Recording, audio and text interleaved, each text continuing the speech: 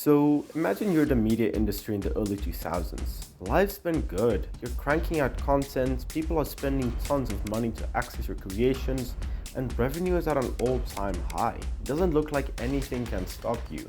But unbeknownst to you, the programmer is coding on a simple invention that is about to change all that and send you into a massive frenzy. This invention will cause you to lose billions, fight dozens of battles in court, and ultimately change the entire media industry as you know it. A programmer by the name of Brand Cohen got tired of the slow internet speeds at the time. Sending a file from one computer to another took ages. Then he thought, what if you could download different parts of the same file from multiple hosts at once? This could allow much faster download speeds. He then created a software named BitTorrent that did just that. It allowed leechers to search for a file and get linked up with seeders hosting that file. The leecher would download different parts of that file from several seeders at once. As he downloads the file, he will seed the parts of the files that he has to other leechers. The more popular the file, the more people will have it, and thus, the faster it could be downloaded. Up to this point, you've had some trouble with people illegally sharing copyrighted material, but it wasn't that common. Some friends might send each other copies of a movie, but it wasn't a large-scale issue. BitTorrent scaled up digital piracy and turned it into a full-on pandemic for media companies. The public started torrenting movies, music, games, and software for free, and you are losing more and more money. You're spending millions on the development and production of products just for people to pirate your hard work for free. You have to find a way to stop this. The most obvious strategy would be to just take down the seeders. If there are no more hosts seeding the files, the problem is solved. Unlike a server where everything is centralized, torrenting is a massive network of thousands of hosts all seeding files. There are just way too many entities to take down for it to work. Okay, so we can't take down all of the seeders, but what if we shut down BitTorrent? Without the software, people can't torrent, and voila, problem solved.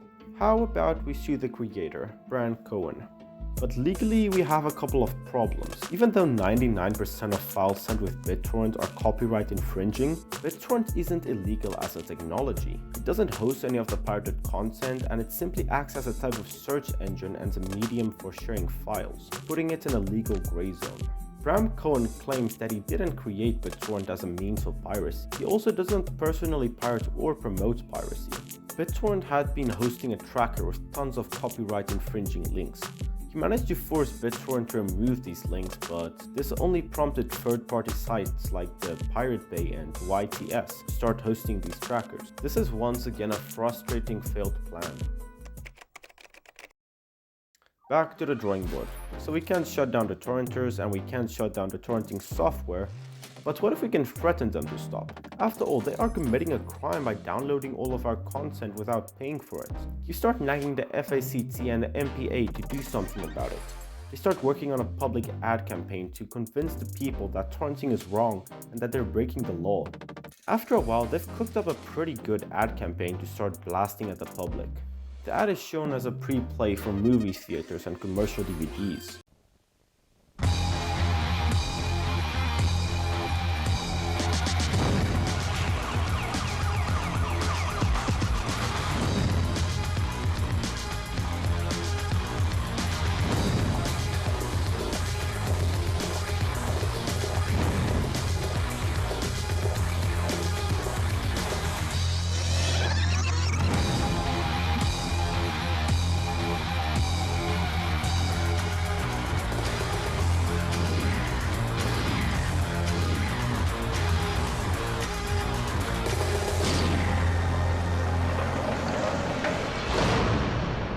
But unfortunately, the campaign ended up being a massive failure.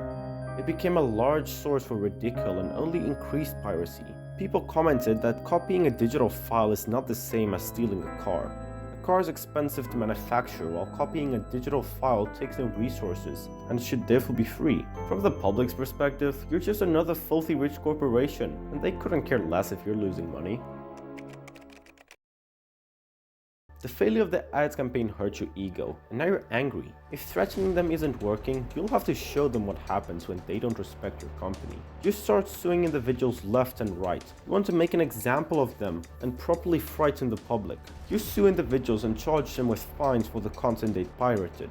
This helped to make up for some of the money lost. Some of these fines are hundreds of thousands of dollars. A college student was sued $675,000 for torrenting 30 songs. He said he would have to file for bankruptcy. In total, the IRAA sued over 18,000 people for copyright infringement. Most of these cases were settled out of court or dismissed, but the ones with big fines set a good example to scare the public.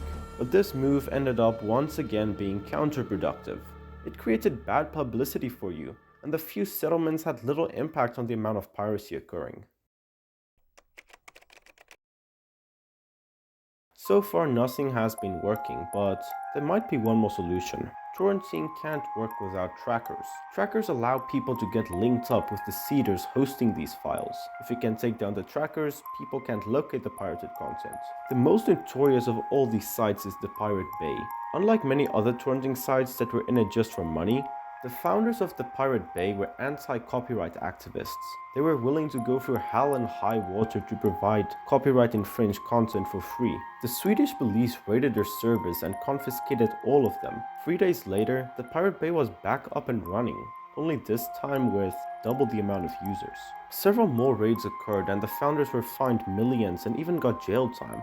But every time they would just launch it back up at a new location, granting them the title of the galaxy's most resilient BitTorrent site. Eventually the founders decided to quit the Pirate Bay because the amount of charges they were facing were just getting too much for them. But even that did not stop the Pirate Bay from continuing. A BitTorrent tracker is essentially just a spreadsheet of links. The entire Pirate Bay could be saved as a 90 megabyte file, so many other people would continue to run the Pirate Bay. If it got taken down, they'd just create a new site with a slightly different domain. Even taking down the BitTorrent tracker seems virtually impossible. By now you're genuinely frustrated. What if you literally just cut off the internet connections of people who pirate content? You start negotiating with internet service providers to access the internet traffic of the public. Now if somebody downloads your copyrighted content, you can see their IP address. You then send them a warning letter once or twice, and if they still don't stop, you get the ISP to throttle or cut off their internet connection. This plan seems pretty neat, and it worked. But people are smart. They realize that if they use a VPN, they can hide their IP address and make it literally impossible for you to see if they're torrenting or not. You realize that you will never be able to stop torrenting. You've tried everything. So what if you instead adapt to this change and create something better than torrents? Although being able to download anything for free is nice, torrents have some downside. You can't preview what you're downloading, sometimes it's hard to find what you're looking for, and there are a lot of scams and malicious programs you might accidentally download. You also have to keep a bunch of large files on your computer to let the system work. The whole thing is not very user-friendly. What if you could create a software that has all of the benefits of torrenting minus the downsides, and that makes you money? And that's how streaming started. Streaming sites like Netflix and Spotify allow people to get the content they want for a reasonable price or by watching ads. And it can instantly play without having to download a large file first. Streaming became much more convenient than torrenting, and people largely stopped. Although torrenting largely stopped when streaming started, many people speculate that torrenting is going to make a comeback. Streaming is diversifying more and more. At first it was just Netflix, but now more and more sites like Disney+, Amazon Prime Video, Hulu and Peacock, just to name a few, are starting to pop up. This means that people have to often subscribe to more than one streaming service to see all the shows they like. This could result in people subscribing to only one or two streaming services and pirating the rest. Do you think this will cause piracy to make a comeback? Let me know in the comments.